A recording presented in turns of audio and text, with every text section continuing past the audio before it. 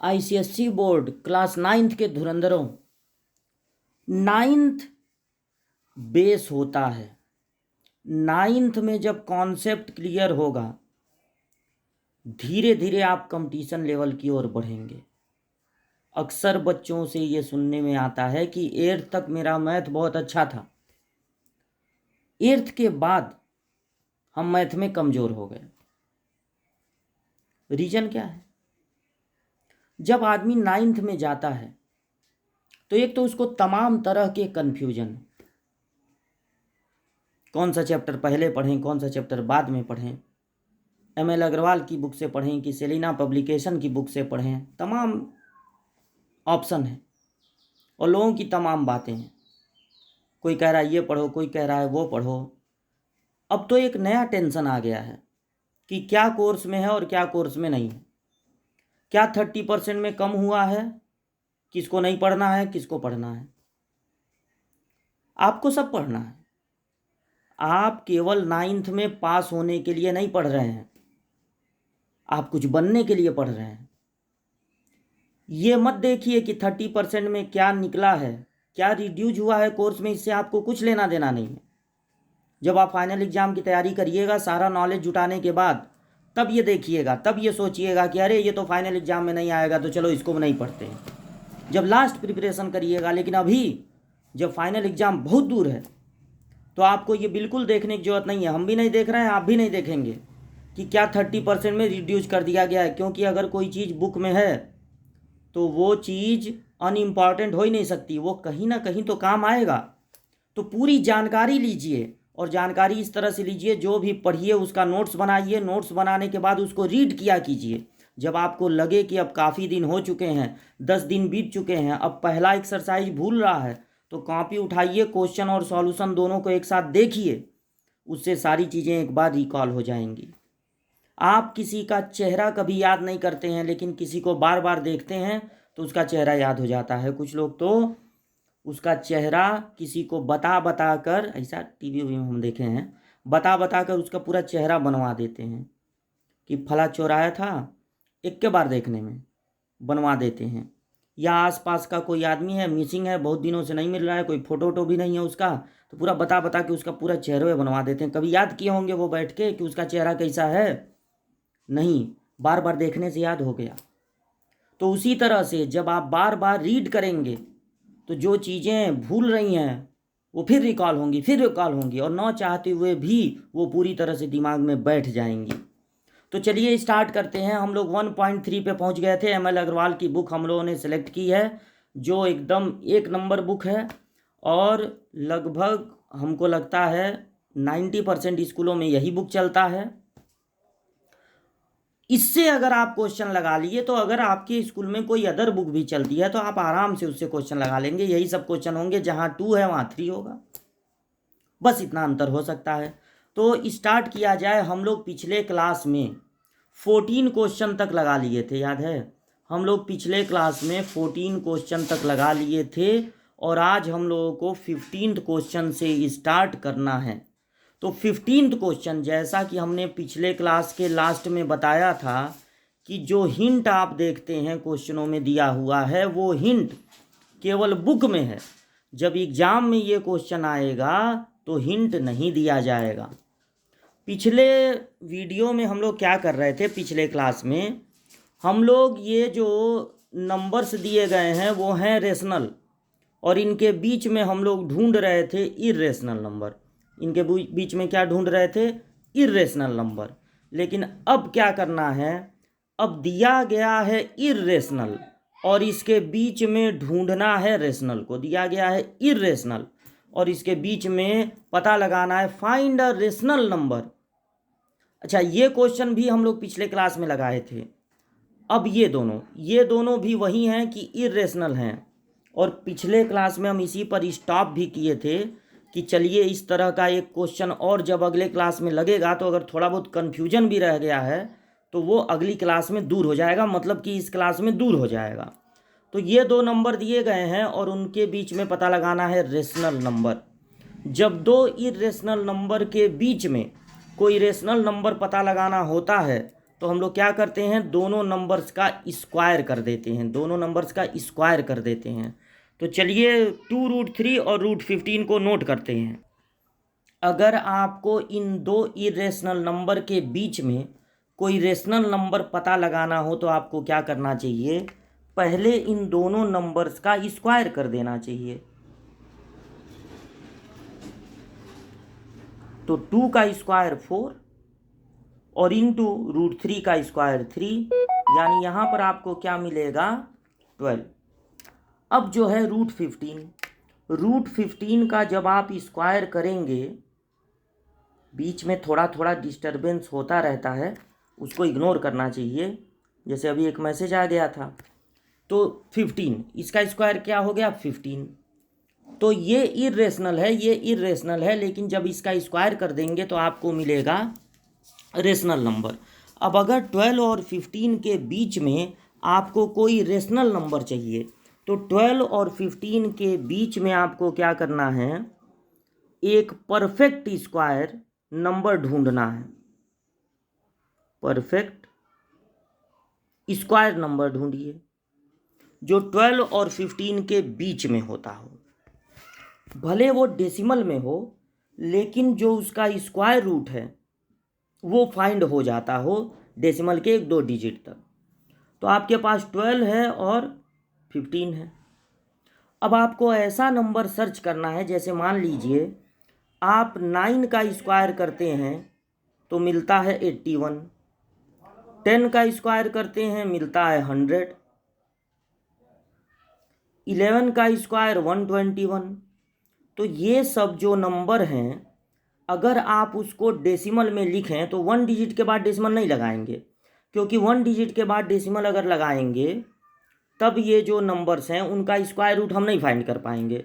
तो 2 डिजिट के बाद डेसिमल लगाएंगे तो ये बहुत छोटे छोटे रहेंगे। जैसे हमको 12 और 15 के बीच का नंबर चाहिए, तो किसी बड़े नंबर का स्क्वायर पहले हमको सोचना पड़ेगा। जैसे मान लीजिए हम सोचते हैं 35 का स्क्वायर। 35 का स्क्वायर होता है 5 5 जा 25 और 3 4 जा 12। 35 का स्क्वायर होता है, किसी बड़े नंबर का स्क्वायर चाहिए, तो 35 का स्क्वायर होता है 1225। अगर आप यहाँ पर 12.25 रखते हैं, या 36 का स्क्वायर करके देख लीजिए, 37 का स्क्वायर करके देख लीजिए, जो 2 डिजिट छोड़ने के बाद बचे वो नंबर 12 और 15 के बीच का होना चाहिए। वो नंबर 12 हो तब भी ठीक है, या 13 हो या 14 हो। तो जब आप ऐसा करेंगे कि यहाँ पर 12.25 रखेंगे, इसको डिलीट करते हैं, जब आप यहाँ पर 12 और 15 के बीच में मिडिल में रखेंगे 12.25, तो ये ऐसा नंबर है जिसका स्क्वायर रूट भी आसानी से पता चल जाएगा, और ये नंबर 12 और 15 के बीच का है। तो अब आप वापस क्या कर दिए थे, स्क्वायर कर दिए थे ना पहले, अब आप वापस इन तीनों का स्क्वायर रूट ले लेंगे 12.25, और ये क्या है, रूट में 15। अब आपको क्या करना है, √12 को वापस 2√3 लिख देना है, और ये नंबर हो जाएगा 3.5, और फिर आपको लिख देना है √15। 3.5 2√3 और √15 के बीच का ही नंबर होगा, और ये देखिए टर्मिनेटिंग है, इसका मतलब ये एक रेशनल नंबर है। तो इस तरह से दो इरेशनल नंबर के बीच में आपको एक रेशनल नंबर पता चल जाएगा। तो ये आंसर हो जाएगा आपका 3.5। अगर आप 36 का स्क्वायर करके देखते तो आपको क्या मिलता, 6 का स्क्वायर 36, 3 बचा। अब इन तीनों का इंटू कर दीजिए, 3 2 जा 6, 6 6 जा 36, 37, 38, 39 ऐड कर दीजिए जो बचा था, और बचा 3, 3 का स्क्वायर फिर करना होगा, 9 और 3 12। तो ये नंबर भी ठीक रहता, ये नंबर भी ठीक रहता, इसको हम लोग लिख देते 12.96, तो ये हो जाता 3.6। मतलब ऐसे नंबर के स्क्वायर तक पहुंचना पड़ेगा जो नंबर 2 डिजिट छोड़ने के बाद या तो 12 हो या 13 हो या 14 हो, 15 भी नहीं होना चाहिए, नहीं तो 15 से आगे चला जाएगा। तो ऐसा नंबर आपको सर्च करना है। थोड़ा अगर कन्फ्यूजन हो तो वीडियो को 1-2 बार आप देख लीजिए, कन्फ्यूजन दूर हो जाना चाहिए। फिर भी इसके बाद भी कोई प्रॉब्लम होगी तो बताइएगा कमेंट में। Insert N irrational number. अब देखिए क्या करना है, एक इर्रेशनल नंबर लिखना है बिटवीन √5 एंड √7। √5 और √7 खुद इर्रेशनल है, इनके बीच में और भी इर्रेशनल नंबर लिखना है। तो हम तो ये कह रहे हैं कि √5 और √7 के बीच में इर्रेशनल नंबर पूछने की क्या जरूरत थी। √6, वो भी परफेक्ट स्क्वायर नहीं होता। √6.1, √5.9, √5.7, √6, जब ये खुद ही इर्रेशनल है तो इनके बीच में इर्रेशनल नंबर बहुत सारा ऐसे ही लिख सकते हैं, रूट में 5.1। बस ये देखना है कि वो परफेक्ट स्क्वायर नहीं होना चाहिए। अगर इर्रेशनल लिखना है तब क्या दिक्कत, तब वो बस परफेक्ट स्क्वायर नहीं होना चाहिए। तो √5 और √7 मान लीजिए दो नंबर हैं, √5 और √7, इनके बीच में अगर आपको इर्रेशनल नंबर चाहिए तो आप इनका स्क्वायर कर दीजिए, 5 और 7, ना भी करिए तो कोई बात नहीं, आप इनके बीच में √5.1 लिख दीजिए, √5.7 लिख दीजिए, √6 लिख दीजिए, √6.8 लिख दीजिए। बस आप रूट में 6.25 अगर लिख देंगे तब गड़बड़ हो जाएगा, क्योंकि ये परफेक्ट स्क्वायर हो जाएगा और इसका स्क्वायर रूट हो जाएगा 2.5। 25 का स्क्वायर करने पर आता है 625। इसके अलावा मतलब 6.25 और भी इस तरह के जो परफेक्ट स्क्वायर हों, बस उनको छोड़कर आप कोई भी नंबर लिखेंगे, जैसे 5.1, 5.7, रूट में 6, रूट में 6.8, तो ये सब के सब इर्रेशनल नंबर होंगे। इन्हीं में से कोई भी एक ठो लिख दीजिए। आगे बढ़ते हैं। अगला क्वेश्चन है हम लोगों का, शायद लास्ट क्वेश्चन है 1.3 का, insert 2 irrational number between √3 and √6। अब देखिए √3 और √6 के बीच में बस √4 मत लिखिएगा, वो परफेक्ट स्क्वायर होता है। √5 लिख दीजिए, √5.1 लिख दीजिए, √5. बहुत सारे हैं, बस जो है वो परफेक्ट स्क्वायर नहीं होना चाहिए। अब अगली जो एक्सरसाइज हम लोगों को पढ़नी है 1.4। 1.4 पढ़ने में जो कॉन्सेप्ट हम लोगों को लेना है वो है कि व्हाट इज सर्ड। सर्ड क्या होता है, अगर root, cube root, fourth root,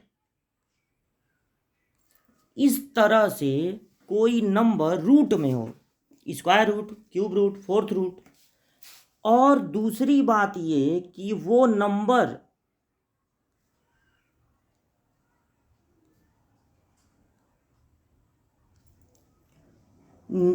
should not be a rational number are called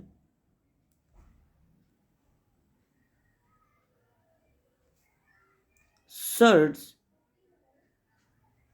because these are not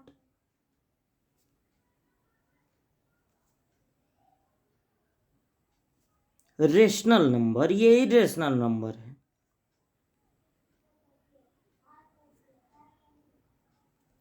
लेकिन सारे इरेशनल नंबर सर्ड नहीं होंगे, मतलब उस पर रूट भी लगा होना चाहिए, square root, cube root, fourth root, दो दो खास बातें हैं उसमें। एक तो उस पर रूट लगा है, स्क्वायर रूट, क्यूब रूट, और दूसरी बात ये कि वो रेशनल नहीं है, इरेशनल है, तो उसे हम कहेंगे सर्ड। इसका मतलब ये है कि अगर आप रूट में लिख देंगे 36, रूट में क्यूब रूट लिख देंगे 216, फोर्थ रूट लिख देंगे 81, तो इनको हम सर्ड नहीं कहेंगे, क्योंकि रूट 36 होता है 6 जो कि रेशनल है, 216 का क्यूब रूट भी होता है 6 जो कि रेशनल है, और फोर्थ रूट 81 का होता है 3 का 4 टाइम्स इंटू करने पर आता है 81, 6 का 3 टाइम्स इंटू 3 का 4 टाइम्स इंटू करने पर 81, 6 का 3 टाइम्स इंटू करने पर 216। तो ये जो रूट में लिखे हुए हैं वो रेशनल हो जा रहे हैं, इसलिए हम इनको सर्ड नहीं कहेंगे। यानी सर्ड है तो उसकी दो खासियत होनी चाहिए, वो एक तो रूट में होना चाहिए, दूसरी बात ये कि वो इर्रेशनल होना चाहिए। अब अगर आप इर्रेशनल नंबर को ऐसे लिख देंगे 1.20, 200, 200, तो ये भी तो इर्रेशनल है, लेकिन क्या ये सर्ड है? सर्ड नहीं है। सर्ड का मतलब है कि रूट उसमें होना चाहिए, और दूसरी बात ये कि वो एक रेशनल नंबर नहीं होना चाहिए, तब उसको हम लोग कहेंगे सर्ड। चौथी बात, अगर मान लीजिए आपको हम देते हैं रूट में 240, तो 240 का अगर आप प्राइम फैक्टराइजेशन करेंगे तो पहले 2 से डिविजिबल, फिर 2 से डिविजिबल, फिर 2 से डिविजिबल, फिर 2 से डिविजिबल, फिर 3 से डिविजिबल, और सीधे 5 से।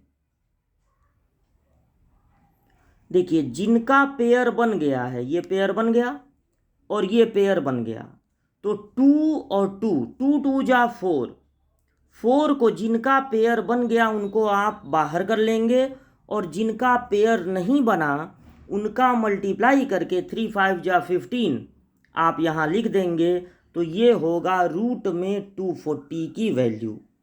अगर सपोज कीजिए कि यहाँ पर रूट नहीं क्यूब रूट होता, क्यूब रूट 240, तो आप 3 3 का पेयर बनाते।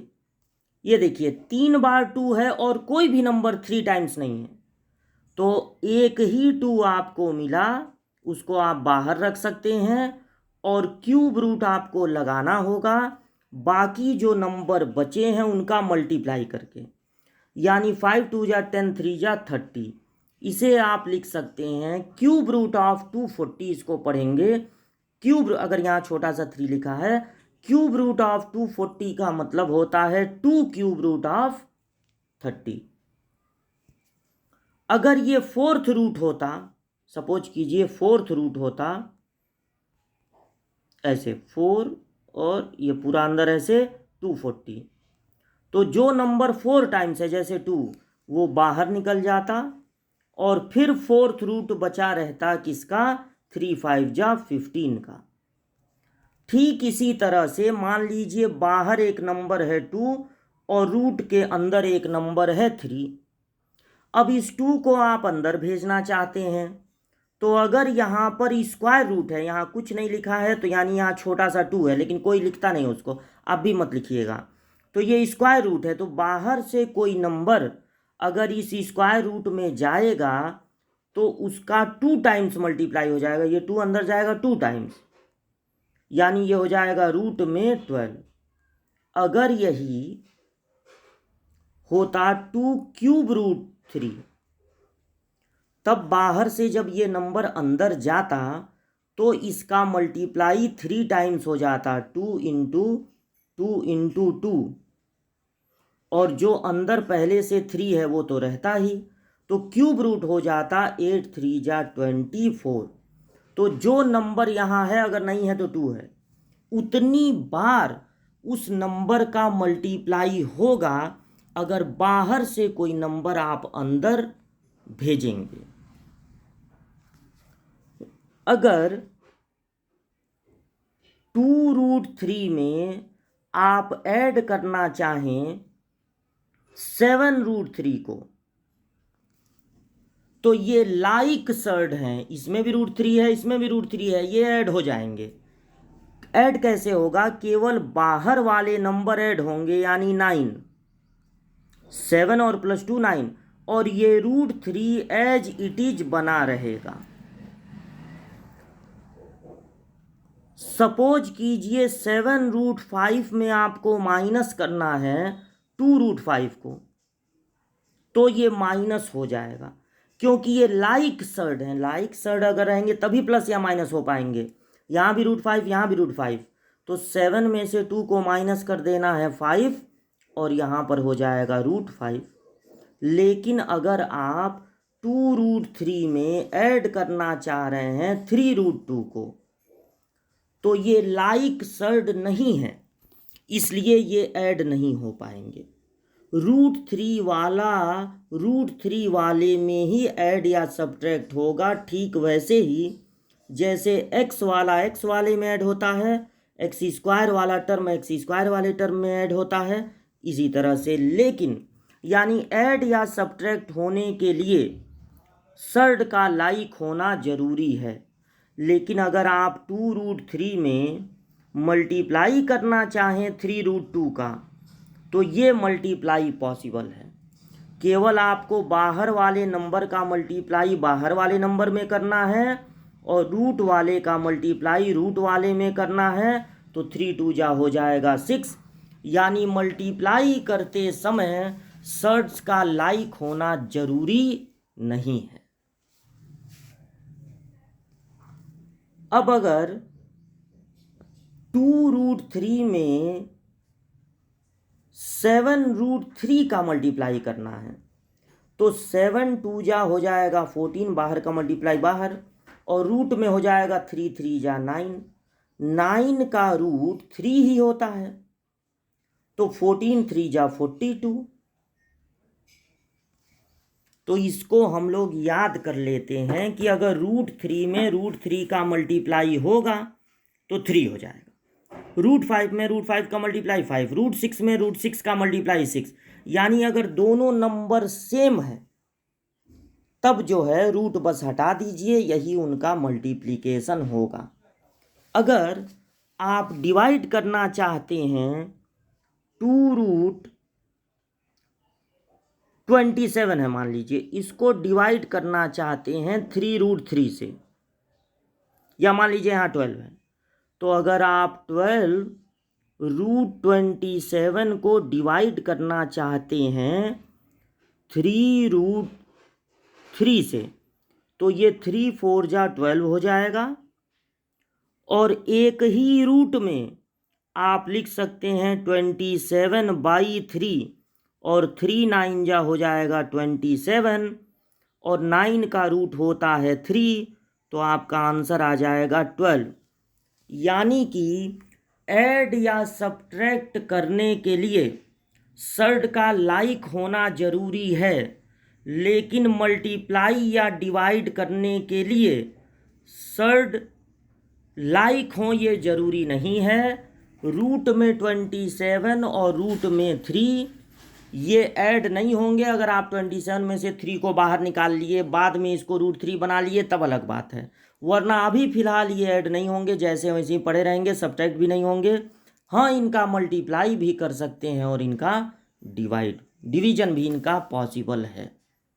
तो ये सब जानकारियां हैं सर्ड के बारे में। अच्छा, मान लीजिए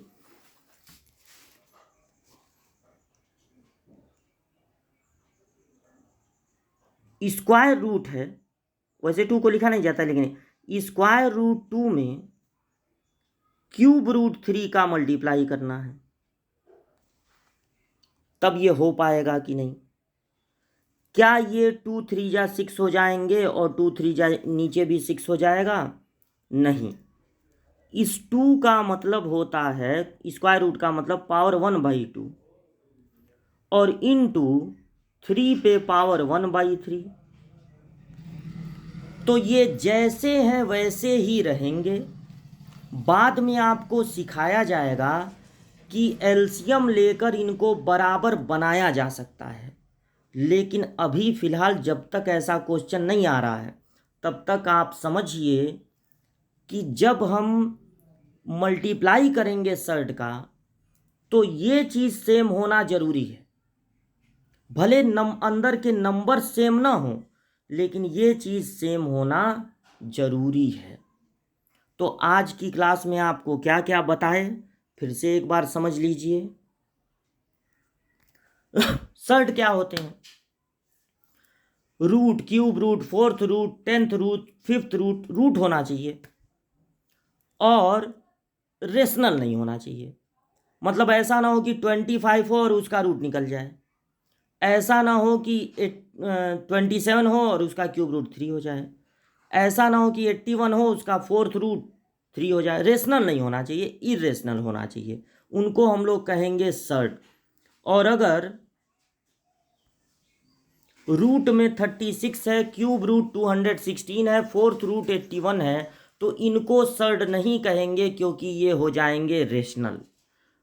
fourth, page number 4, cube root अगर है 240 तो इसका मतलब है 240 का फैक्टर करने पर, प्राइम फैक्टराइजेशन करने पर हर 3 नंबर में से एक नंबर ले लेना है।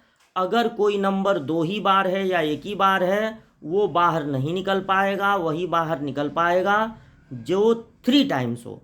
तो 2 बाहर निकल जाएगा, बाकी ये सब नंबर्स जो बचेंगे उनका मल्टीप्लाई करके लिख देंगे।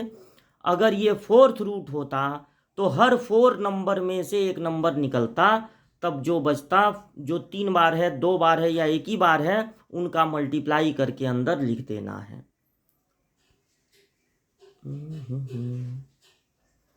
फिफ्थ हो गया, सिक्स्थ, हाँ फिफ्थ वाला।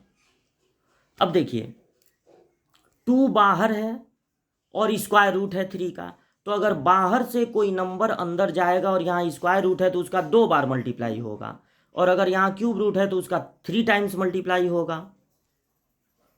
फिर आपको हम समझाए कि 2 सर्ड ऐड हों या सब्ट्रैक्ट हों उसके लिए उनका लाइक होना ज़रूरी है। मतलब यहाँ पर ये ना हो कि एक स्क्वायर रूट हो एक क्यूब रूट हो और अंदर वाला नंबर भी एकदम सेम होना चाहिए। रूट 5 में ही ऐड या सब्ट्रैक्ट होगा, बस बाहर वाले नंबर ऐड या सब्ट्रैक्ट हो जाएंगे। ऐसा नहीं होगा कि 3 और 3 ऐड होके 6 हो जाएगा। इसका रीज़न ये है कि अगर आप 2√3 में ऐड करना चाहते हैं 7√3 को, तो आपको √3 लेना होगा कॉमन, तो बचेगा 2 + 7, तो ये 7 और 2 ऐड होके 9 हो जाएंगे। ये √3 ऐसे ही रहेगा, तो √3 ऐड होके √6 नहीं ना हुआ। ये कॉमन लेने के कारण ऐड हो जाया करते हैं।